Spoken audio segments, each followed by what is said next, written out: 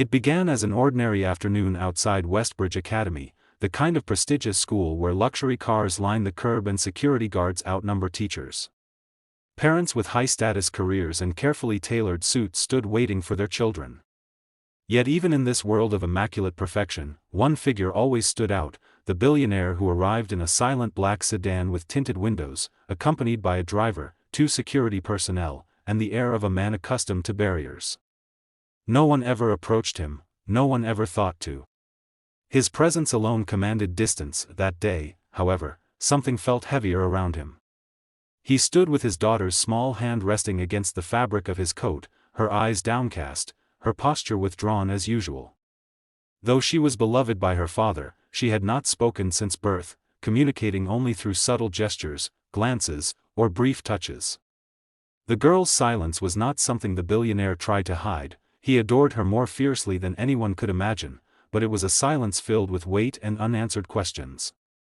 And despite how much he tried to shield her from the world, her loneliness was always visible to anyone who paid attention. As parents exchanged conversations about weekend plans and the school's upcoming charity gala, the billionaire remained apart from it all.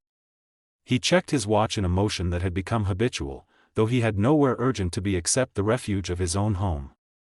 The little girl tugged once at the sleeve of his coat, a soft gesture that meant she was anxious.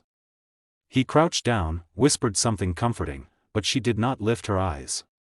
A sigh escaped him, not from impatience, but from helplessness. No amount of wealth, influence, or private specialists had found a way to reach her inner world completely. She communicated only when she wanted to, and even then, only in ways that left him guessing. Just a few feet away stood someone who did not belong to the glamorous world of Westbridge Academy. A single dad, his clothes slightly worn from long hours of work, waited quietly for his son to exit the building. He kept his distance from the more affluent families, as he always did, because he had learned long ago that people judged from the moment their eyes landed on him. But he was used to it. Life had taught him to stay humble, grounded, focused on what truly mattered. His child. That he glanced casually in the direction of the billionaire, not out of curiosity, but because the little girl appeared visibly distressed. Her breathing seemed uneven, her small shoulders trembling slightly. He recognized the signs instantly, not of illness, but of emotional discomfort.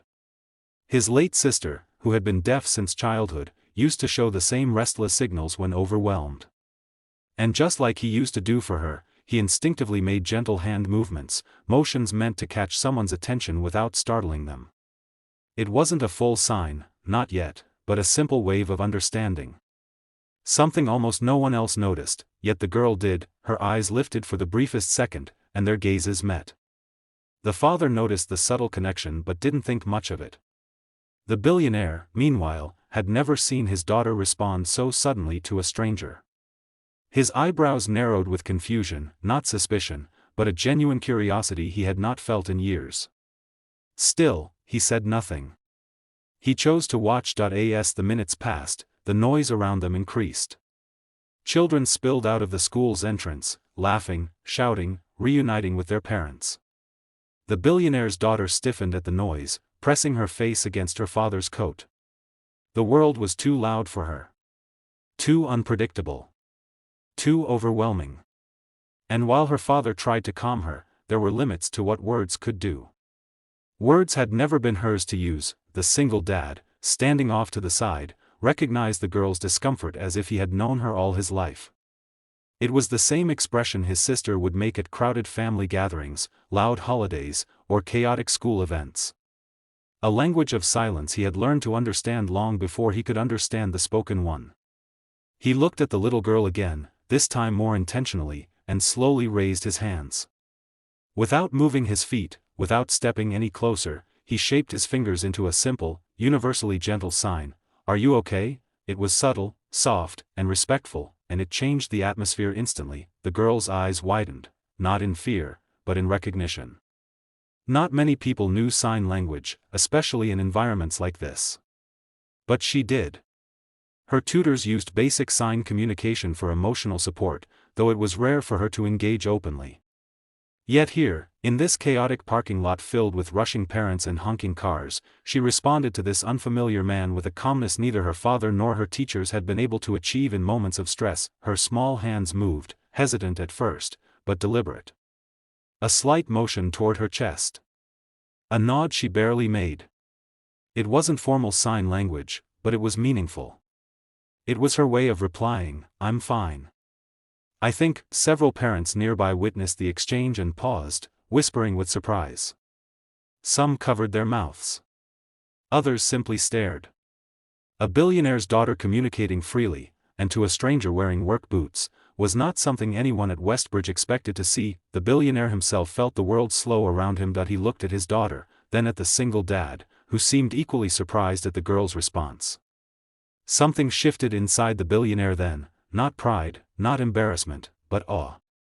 For years he had battled with the fear that no one would ever understand his daughter the way he wished he could. And now, a man from a completely different world stood just a few feet away, managing to reach her in a matter of seconds. As the crowd grew still, an unspoken realization settled over everyone present. Something extraordinary had just happened, something that transcended wealth, status, and silence itself. It was a moment of connection that came from compassion, something no amount of power could manufacture. Reporters would later describe this moment as the second the billionaire's guarded world cracked open.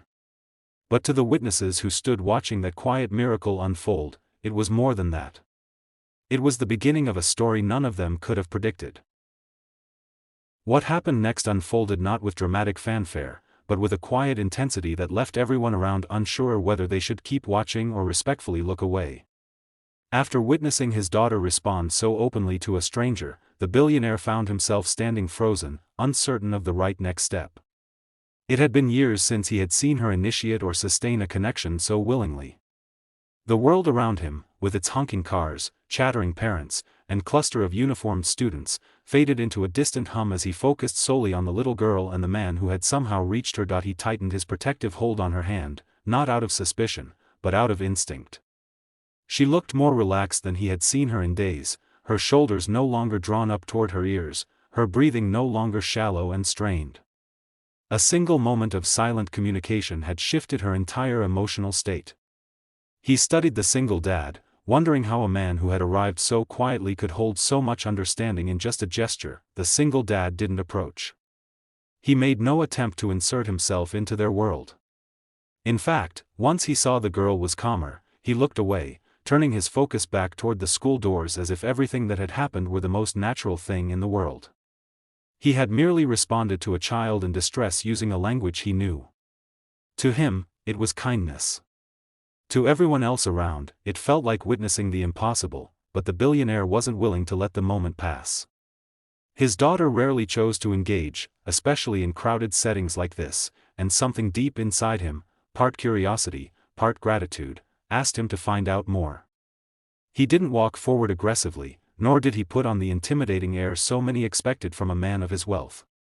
Instead, he took a step forward with measured grace, lowering himself slightly to match his daughter's height before guiding her gently toward the man who had earned her trust so unexpectedly. The single dad noticed the movement and straightened his posture, unsure of the billionaire's intentions. People of extreme wealth often brought a level of tension with them, whether they intended to or not. He prepared himself for anything from a stern warning to a dismissive comment. Yet the billionaire's voice, when he spoke, carried neither hostility nor superiority. He simply asked a quiet question that stunned the single dad more than a reprimand ever would. "You understand her language?" The simplicity of the question carried the weight of years of struggle.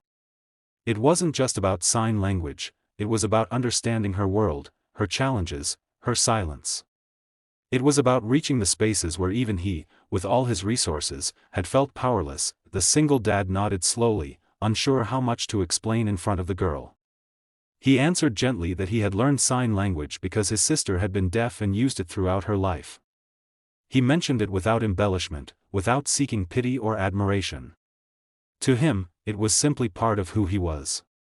But to the billionaire, it explained everything: the calmness, the familiarity, the instinctive gestures he had used earlier. His daughter tugged lightly at his coat again, drawing his attention. She lifted her tiny hands and repeated one of the signs the single dad had shown her. It wasn't perfect, but it was earnest. And for a child who often kept her hands withdrawn and close to herself, it was monumental. The billionaire felt something inside him bend, soften, ache. He had spent fortunes trying to help his daughter communicate, therapists, specialists, private tutors, yet none had achieved what a stranger had done in less than 5 minutes. He exhaled, a barely noticeable but deeply felt release of tension, and found himself thanking the man quietly, sincerely. It wasn't something he said often. Gratitude was not a language he was accustomed to expressing. But in that moment, it came as naturally as breathing. The single dad brushed off the thanks, saying he was glad he could help.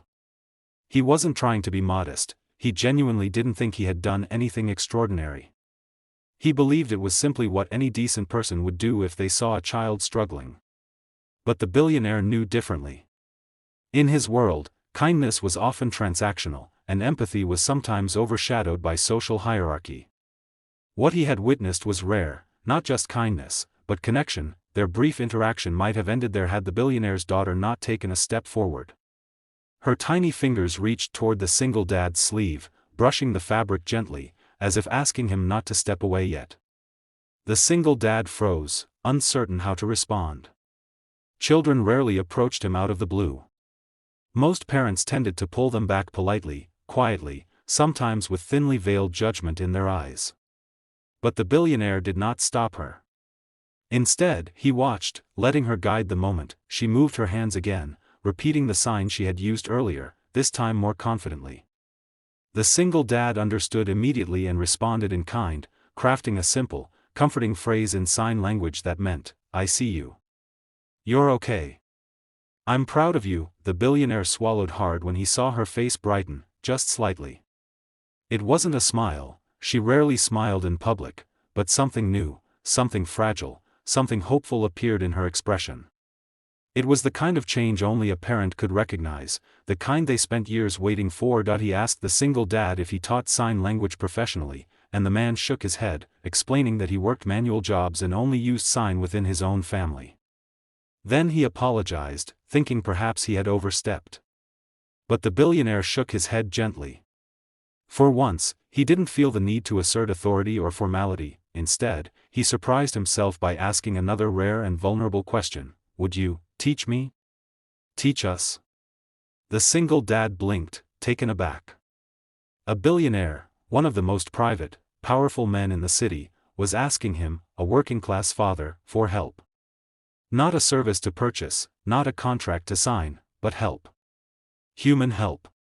Help born of experience, compassion, and lived understanding. It was a request that leveled the distance between two worlds. He didn't answer immediately, not because he wanted to decline, but because he wanted to be absolutely sure the billionaire understood what he was asking for. Sign language wasn't just a tool, it was a commitment, a shared language, a promise to meet someone where they are rather than forcing them to reach where you want them to be. The billionaire nodded, sensing the hesitation and clarifying gently that he didn't need formal lessons, just a chance to understand the gestures that made his daughter feel safe. He said it with a sincerity that drew curious stares from parents nearby who were witnessing a man they had always viewed as untouchable lowering his defenses in public. The single dad looked at the little girl again, then at the billionaire, and finally gave a small nod of agreement. Not because he felt obligated, but because he saw the sincerity in both father and daughter.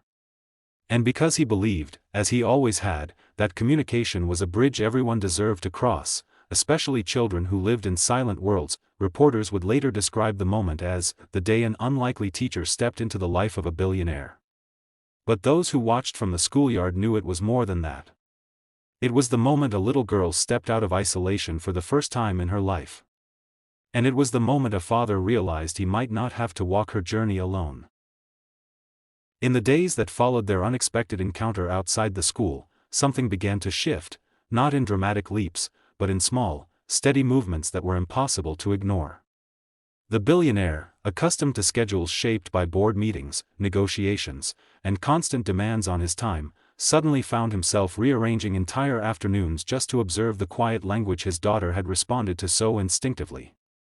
For the first time in years, he wasn't directing his life, he was following hers. The single dad, too, found his routine subtly altered. He never sought attention and certainly never intended to step into the world of a man whose life was completely different from his own. Yet each afternoon, when he returned to the school to pick up his son, he would see the billionaire waiting with his daughter in the same spot where their first exchange had taken place. The billionaire did not call him over or insist on conversation. Instead, he simply stood nearby, always giving the impression that he was waiting for something, permission, perhaps, or simply the right moment. Eventually, it was the billionaire's daughter who closed the distance. She recognized the single dad every day, and her eyes warmed at the sight of him. Children rarely forget the first person who makes them feel understood. She would lift her hands in hesitant signs, tiny gestures she had practiced alone with her father at home. She would turn to the billionaire for reassurance, and he would encourage her with a patient nod. And slowly, the daily interactions grew into a familiar rhythm that both families began to depend on. The single dad's son noticed as well. A bright boy with a fearless personality, he had never given much thought to who stood where or what social differences separated people. To him, the billionaire was just another parent waiting for his child.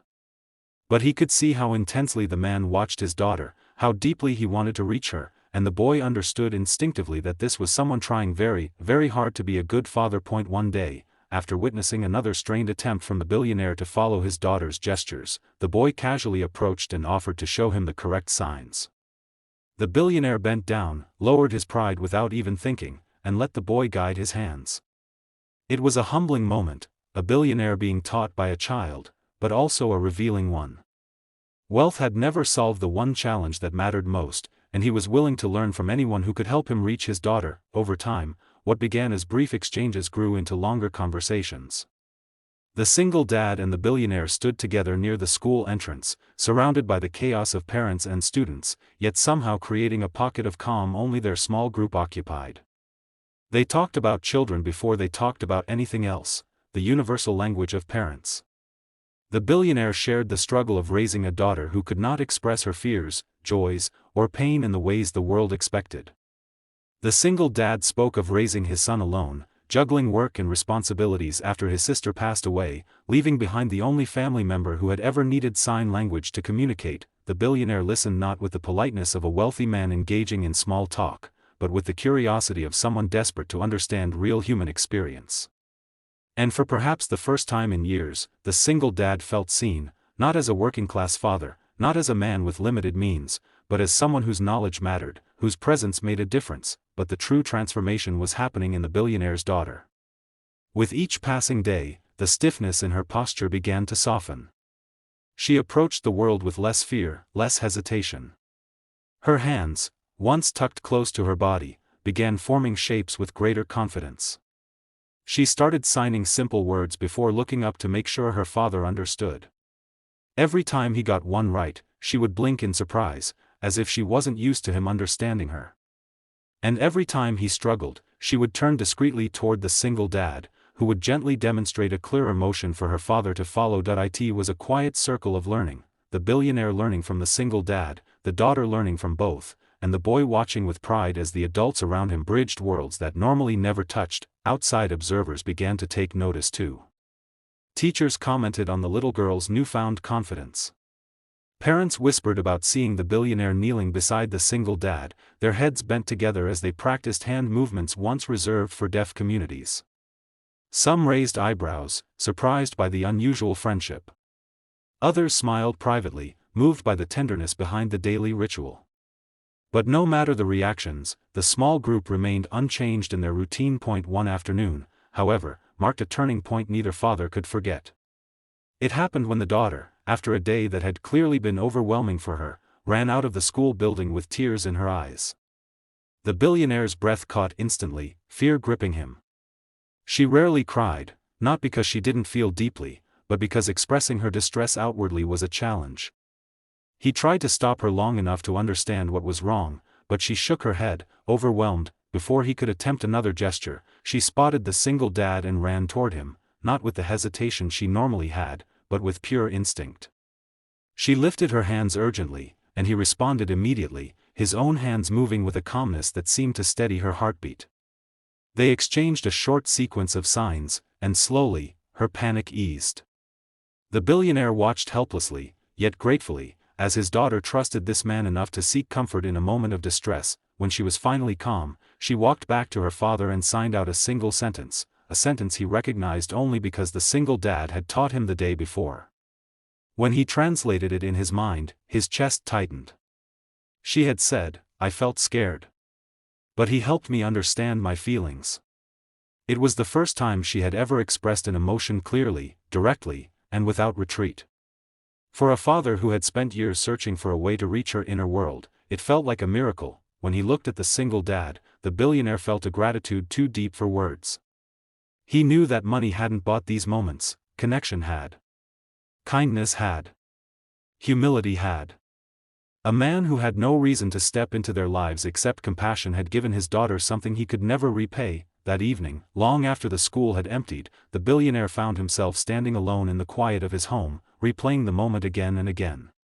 His daughter's hands, the clarity in her expression, the relief in her breaths, the way she leaned into his side afterwards, it all pointed to one undeniable truth: the single dad had become a bridge to a world the billionaire and his daughter had struggled to reach for years. For the first time, the billionaire realized that what had begun as a simple gesture on a busy school morning had grown into something far more powerful than any of them had imagined.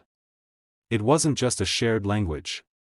It was the beginning of a bond that would reshape not only the life of a little girl but the lives of both fathers as well.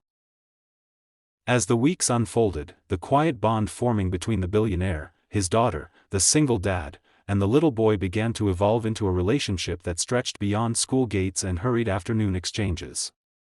What began as simple conversations grew into a slow but steady weaving of two families who had come from completely different worlds but found unexpected common ground through compassion. The billionaire, who once lived in a world insulated by business meetings, security personnel, and the constant pressure of public image, now found himself rearranging his days to create space for simple human connection, something he had almost forgotten how to nurture. Each afternoon became a ritual he never dared to miss. He would arrive earlier than necessary not because he had time to spare but because he wanted the comfort of knowing he wouldn't miss an opportunity for his daughter to experience another step of growth. He brought books on sign language, kept a small notebook in his pocket filled with reminders and diagrams, and practiced every spare moment as though preparing for the most important presentation of his life. And in a way, he was preparing to be a father who could finally speak to his daughter in a way she understood. The single dad, though humbled by the billionaire's quiet determination, never allowed the growing attention from others to change his approach. He remained patient, kind, and steady, treating each interaction with the billionaire's daughter with the same respect he had always shown.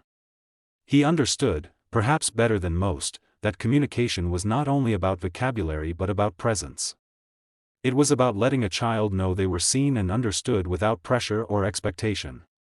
The billionaire watched this closely and learned not only the technique of signing but the gentleness required to use it well. The little girl's progress became impossible to ignore.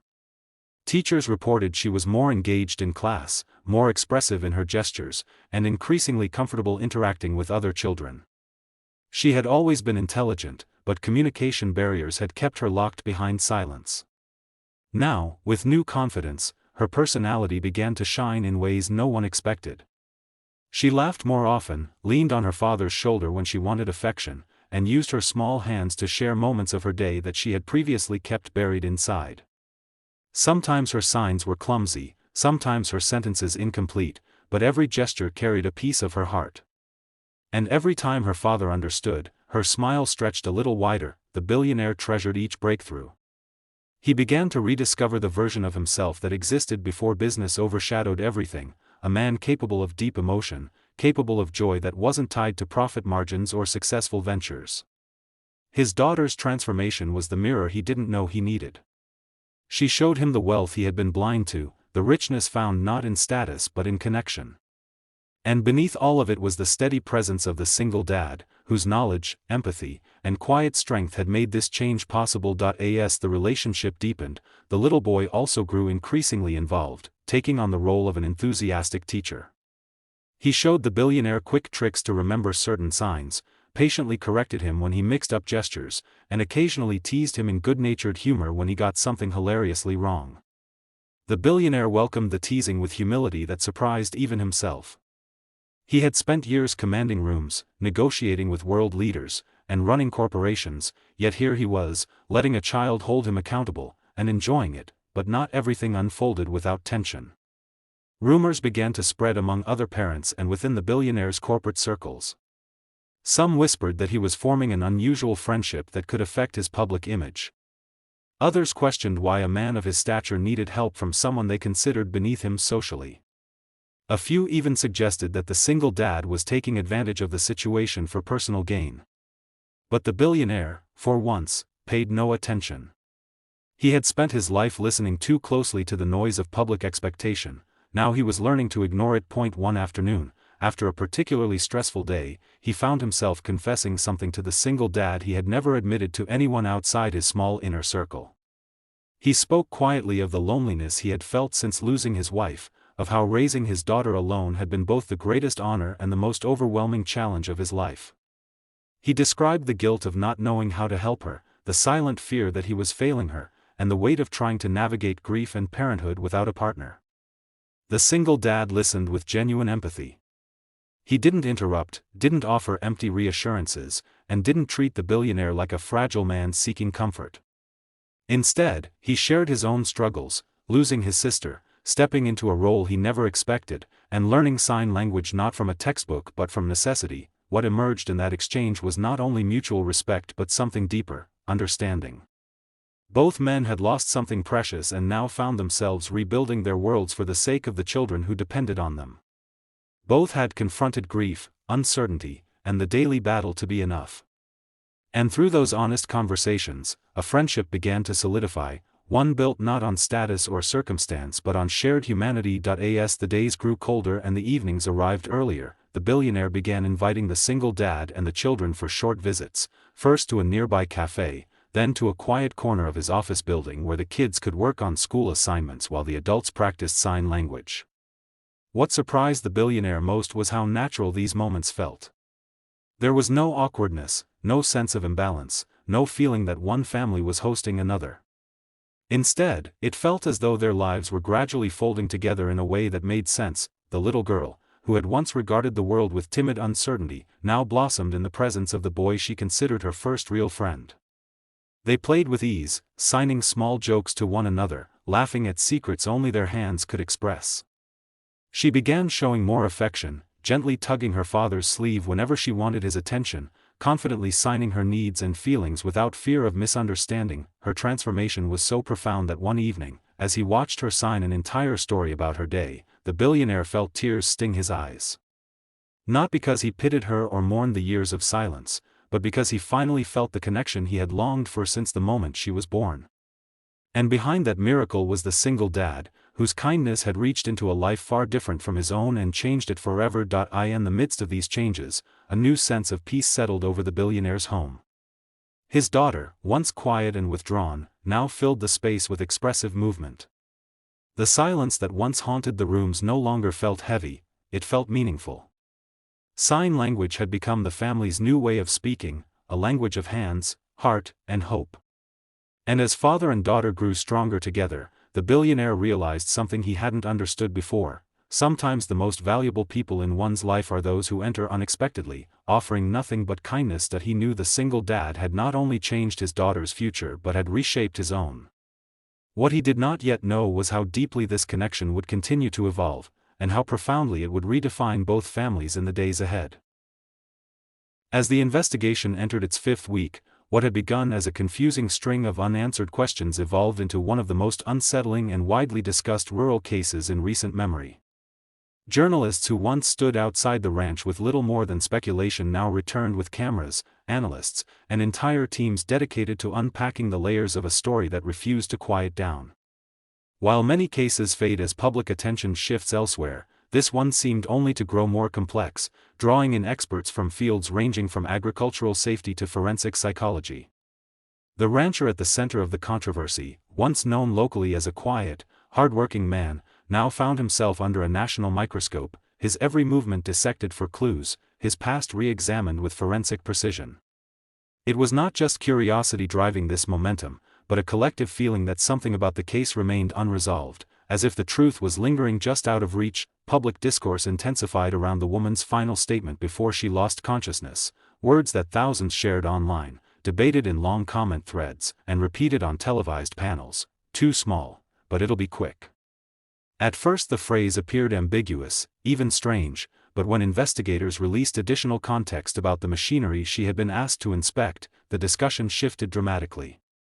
Agricultural engineers began appearing on national morning broadcasts, explaining the mechanics of old ranch equipment, the dangers of outdated hydraulic systems, and the possibility that something catastrophic had occurred beneath the surface long before either individual realized the severity of the situation. Viewers who had never seen a farm in person suddenly found themselves studying diagrams of grain augers and fencing tools, trying to understand how something seemingly routine could have created a near-fatal emergency. Meanwhile, the rancher's emotional breakdown during questioning continued to be one of the focal points of public speculation. Those who had known him for years described his reaction as entirely out of character, insisting he had always been steady, calm, and predictable, even in stressful situations.